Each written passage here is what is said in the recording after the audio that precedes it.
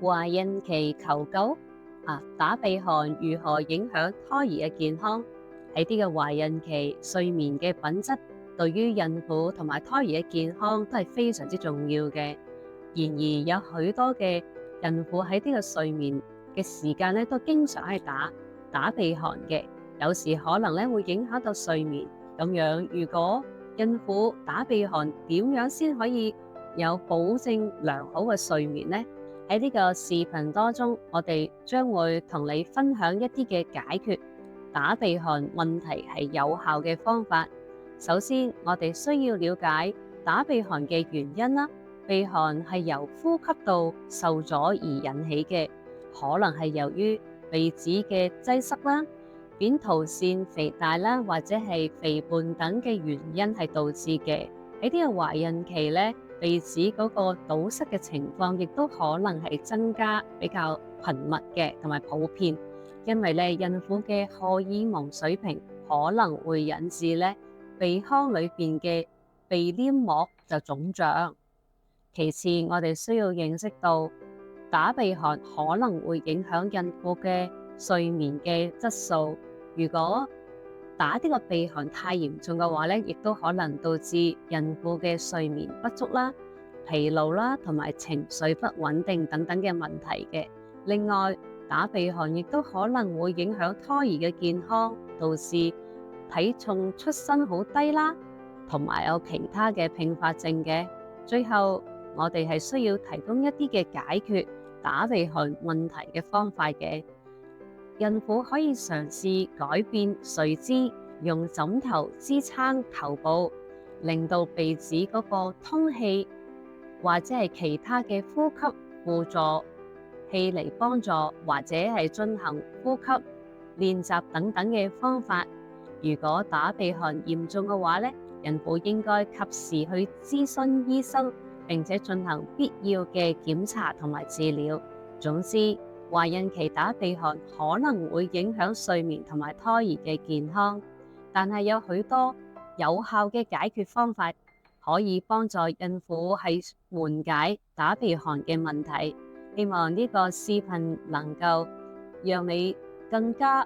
了解懷孕睡眠嘅問題啦，並且提供一啲實用嘅解決方案。大家好，我係伍子峰，我係紅瑩。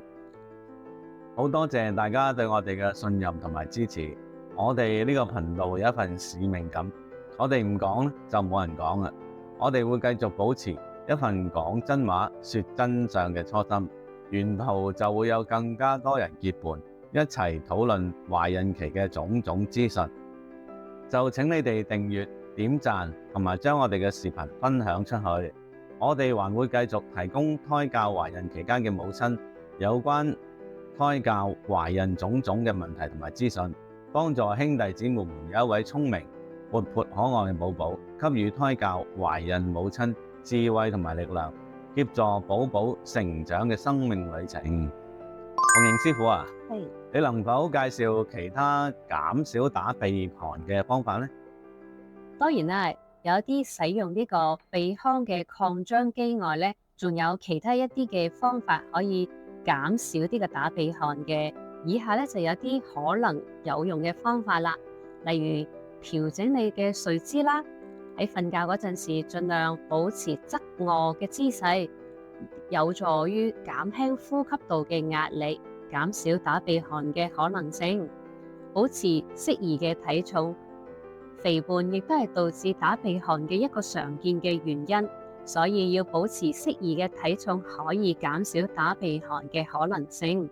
避免飲酒同埋吸煙，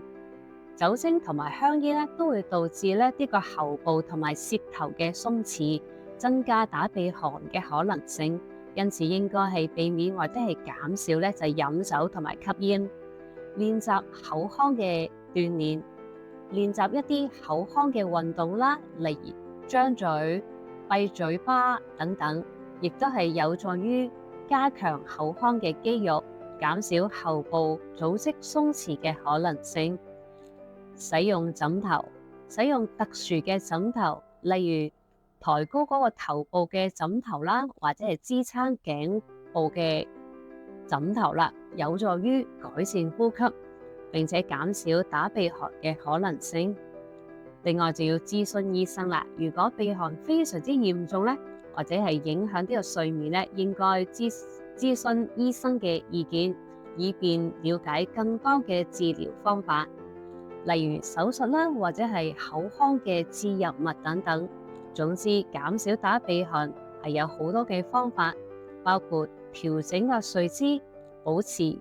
適宜嘅體重啦，避免飲酒同埋吸煙，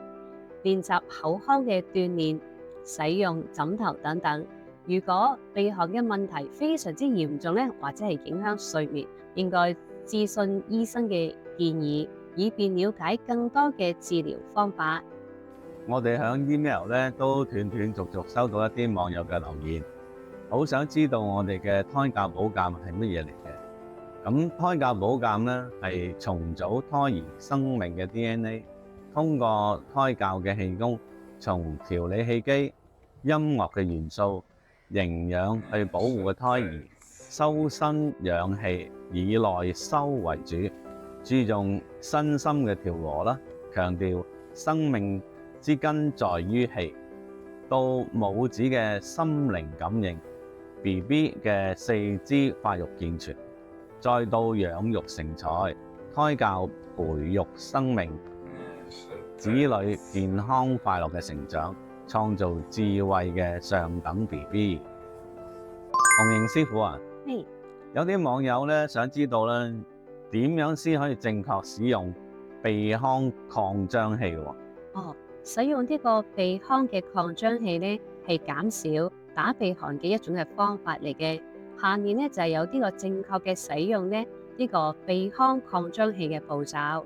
例如咧選擇合適嘅尺寸啦。呢個鼻腔擴張器咧有唔同嘅尺寸，選擇合適嘅尺寸可以讓其更加舒適同埋有效。一般嚟講咧，選擇略大於鼻腔通道大小嘅尺寸。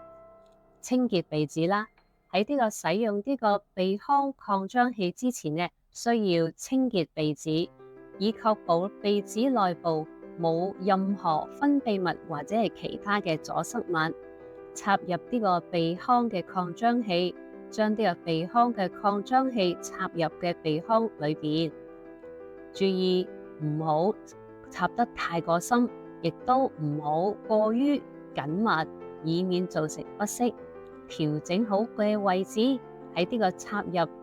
鼻腔擴張器之後，可以微調其位置，以確保鼻子裏邊穩固並且舒適。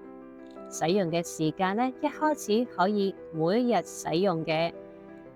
鼻腔擴張器30分鐘都得㗎，逐漸增加使用嘅時間，但係應該避免過度使用，以免鼻子造成不適或者係受損㗎。又要清潔同埋保養，使用之後應該清洗鼻腔擴張器，並且保持乾燥，以避免細菌嘅滋生。總之，使用鼻腔擴張器係減少打鼻鼾嘅一種嘅方法，但係使用之前需要選擇合適嘅尺寸，並且要注意清潔同埋保養。如果使用鼻腔擴張器之後仍然感到不適或者係效果不佳嘅話應該就諮詢醫生嘅意見啦。好啦，有問題可以留言俾我哋，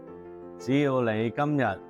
喺我哋講嘅內容裏邊有1至2句係有用嘅咧，能夠幫到你同埋你自己嘅 BB